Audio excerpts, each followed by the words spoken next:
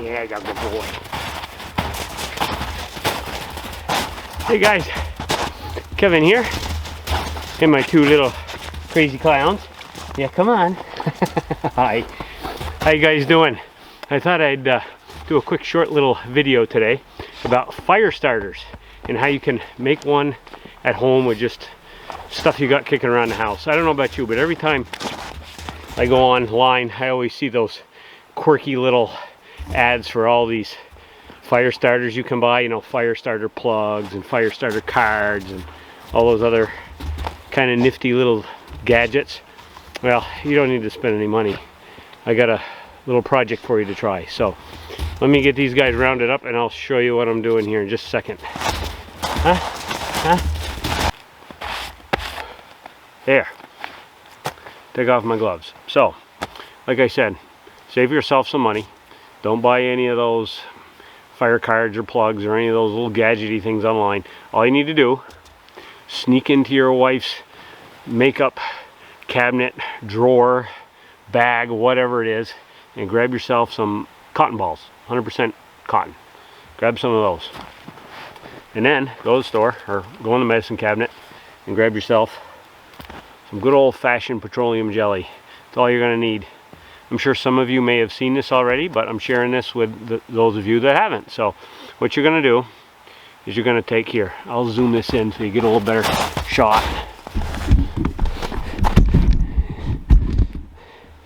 Whoop. There.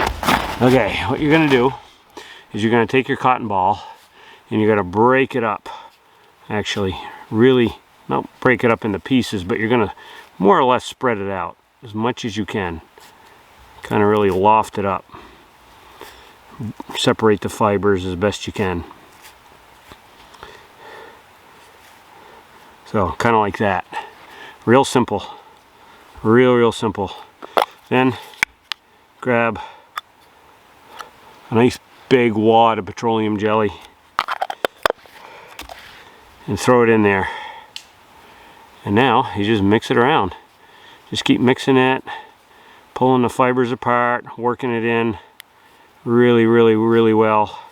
You know, don't be afraid to work it for a few minutes so that petroleum jelly is mixed in real well. There you go.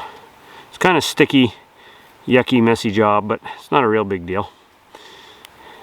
And once you've got that all wadded up, there, like you see, you've got this little tiny wad of little fire starter.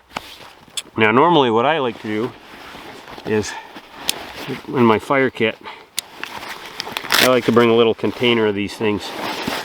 So we'll get this one out of the way now that you know what to do.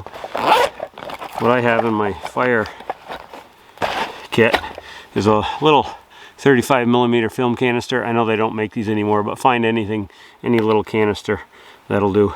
And I just store them in there. You know, I pack, and you can pack, God, 8, 10 of them in there real easy. And yeah, you're all set. So when you go to light these things, this is all you have to do. So take one of these out. We'll take out the one I just did. And what you're going to do is you're going to kind of just pull it apart like so. So you see, you get all these little frillies. See all those little frillies like that? And then once you've done that, now just go in and get your ferro rod, whatever you guys carry for a ferro rod.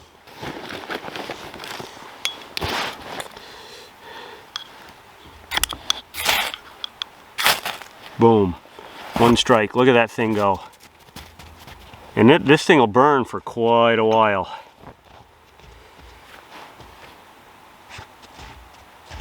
See, if I had Jeopardy music, I would cue up the Jeopardy music right now.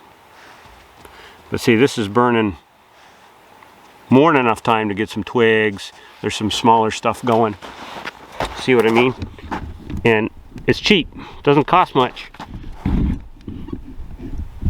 There we go. See? So there you go.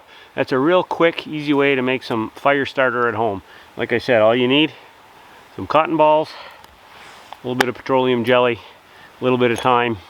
Break all of these, a container. You need a little container.